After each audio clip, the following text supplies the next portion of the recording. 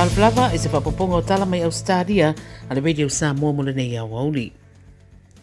Ua whaamania mai o se pepe valuwa i aso le matua wa umalo na ola i le whanama i le Hunter Valley a o lo lipotia o le pepe wa whaamania le a fia le COVID se furuiva ma wa tui nātu nei le suenga o le mata upu le corona.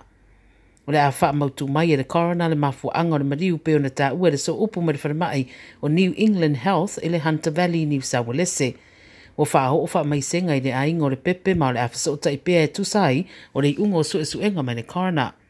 O li poti ma le Newcastle Herald o lo tā uai e le iai nisi whaale e tonu tau le soifua maloloina o le pepe ma wa whaeroa fo e le ofisa sida le soifua maloloina le stete Dr. Kerry Chant wa mai ona tala noa i le ainga ma e le ofia whaalaudoina whaalawa i tele tūnanga o sia ainga ma o se taimi whainga tā fo i mō lātou. O le tangata upito i lai titi wa whaamaonia wa umalo na ola i le coronavirusi o se tame titi e tolu tau sanga i eise isi tūranga tau le soifua maloloina sa afiai ma umailo na ola i le masina fo i le nei ina ua afia i le COVID se furuiva. O lo whaataria la se i unga o le ripoti ma le suenga le corona o lo whaatino i sia fo i pepe.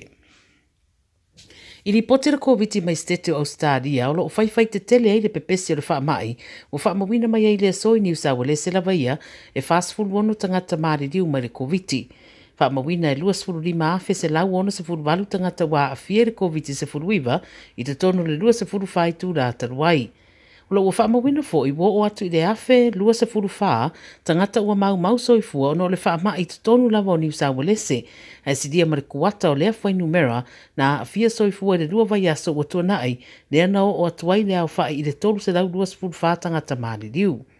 Mai lea o whainga le fast food wano, to atasi tangata ua mai ona whaia umatui pui e tolu. Luas food wivo i rātou ia ua mai ona whaia tui uma e lua, to o lua tangata ua whaia reu lua i tui, ma le to a se furu whae le i whaia ni tui pui. Whaamauri am whai i le ofisa sidi o le soifua maloloina i New South Wales o Dr. Jant, o le to o luas food whae i rātou ia i ei tūranga tau le soifua maloloina na awhiai, e au whiai wha le tonu le fatu, ngase o le suka, mā, fatu ngao, maisi, e a awhiai le kānesa, maisi fo i wha le tonu tau le soifua maloloina. I Queenselani le soe to o se fulu tolu tangata maari riu, ma le se fulu no afe ma le tolu sutasi o tangata wa afia. I Tasmania wa whaamawina i le sole ulua i tangata wa mariu le COVID taru mai le lua afe lua se fulu, o se tina iwa se fulu tausanga i le i whaia se tui pui, sa au mau i no fuanga mo tangata mātutua i Hobart. E valu se lau ono se fulu ono tangata afia i le whaama i le lua se fulu whaitu rātaruai, to tonu o Tasmania.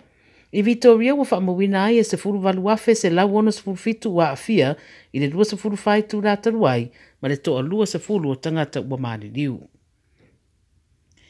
E se fulu fitu tausanga le matua se Tala Fou ua moria nei e leo le fasioti tangata i le mai ai o se whaalavelave ua mariu ai fo i seisi Tala Fou o lo ofeta ua ina na iei se vevesi na tula i mai se whale le Sunshine Coast i le pō na pō.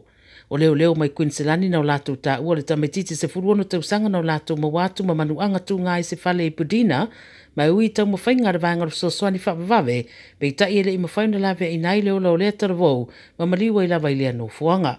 O leo ua mōri o le atura i le whamsinonga o tamaiti ma lo sa i lea leo ni mōri mau le nei whapavave a toai ma le sa i ringa o me po e atare CCTV.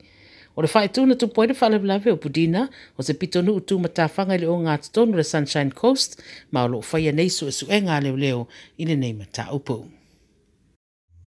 E whaisi tele o Child Care Centres po no fuanga wa iai tamaiti Ausetalia, si dia mara se lau o tāpunia le te minea o whaua waile pepesi o le Omicron variant i le atunu ua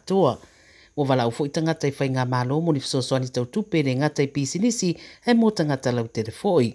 Whamese ripoti da tamai na mataupu le rua se la wono Child Care Centres tāpunia le vasanei i se tūranga le tū mauno mafua anga tau le soifua malanoina.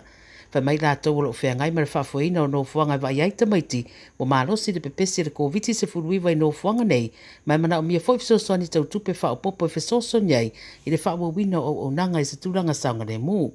O le tue pepole ai la tau ia o na awhai e reise fisosoani mautue wha waile au nanga i le teimere pepesi tele le wha mai i le tau mata le a tāpunia tū mauro le tele o nei no fuanga ma o se wha fita au li fo i lea mo le tele o ainga. Pai mai le mawanisi le mata upule nei ua whaatuai tere le whainga malo i le whai o ni fuafuanga e whasoso niei au nanga ia. Ina lo tu la Tala na iyo ina re kapeneta le vasta wai o lo polo ina ifa ya onga ma tangata i la tau ngā lulua no whanga ia e a vea ma close contacts wa mawhai nei una toi wha awau na ngā i ngā nuenga pe a whai e leo iei ni au ngol wha ma ia whiai. E manatu nisi i tutonu le vaenga o nanga ia o se tūranga wala mati eire soifu o tangata e maise rau whainga nuenga ai au pito siri eire paporenga i le whana witi o nei leo mawhai una whai ni o lātou tui pui pui e mai ai mai le wha mai i le taimi nei.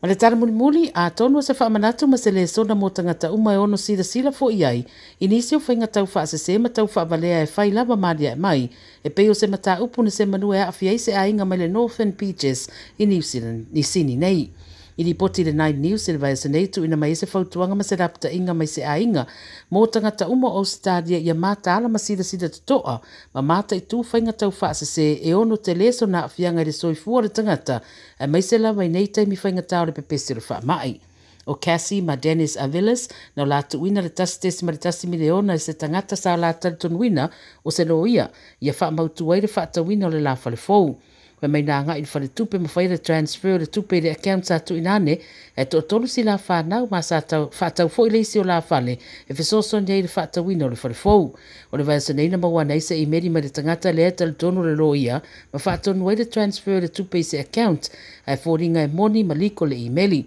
Sa whailo iei le ainga ua mai ana tutongi le tupe se isi account wha pēa lātou o le account le company i le Commonwealth Bank. Ta wana li poti na nongoina le rungari le lato loia masani mai loai o ni whainga tau wha se ua fiai mai whai mai le loia sa te tau fo una iei ni whainga wha tūranga le whare tupe e pui ei tu ai ngā tupe te tele wha pēa. Ua li poti mai